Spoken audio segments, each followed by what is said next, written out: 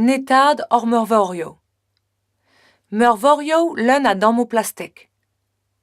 Klaskerien de Stado Unone d'Amerika, France, Chile, Australia a Zéland neve, o de jedet blasso e oa ouspen 5.000 miliard a dammo plastek o sautron ar meurvorio, gant ar pouez a zaoran 9.000 tonnen a triugen en ol.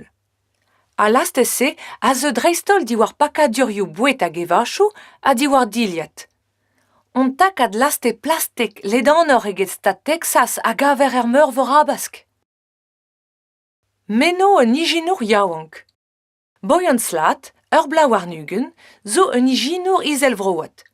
On debenaket pa war c'hwezeg la, e oa bet o splujan, hag en oa gwelet muor a dammo plastek eget a besket er mour. A bawe e feldean skarzan ar muan ar gwelan a blastek evit netad ar morio. Ur menno zo de dean. L'er mont da glask a laste e jonj deian e efedusor a marad mator tenan splet deus red ar mour gant klouejou difiou evit pakan ar plastek warna. The Ocean Cleanup. Brud en neus boyan slat e ginnik a zachet eves ijinourien skianchourien a garantaouerien. Ur gevredigez a oa bezavet e daouvil trizek, The Ocean Cleanup, evit tolpan tud ampart a garan e zel da aouzan studiadenno a tolioù arnot.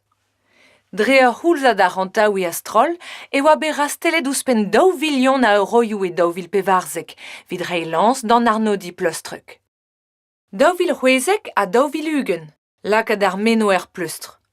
Goude ur prantad e seian en igel vroioù blama, e vo staliet ur glouet 10 kilomet warna e tre Japan a Sukorea e diben daouvil c'hwezek.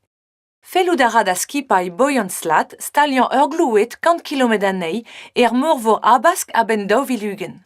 Her wezan e halfe ar glouet se dastum daou a daougen dregant deus a laste plastek meurvor abask e korf dekla.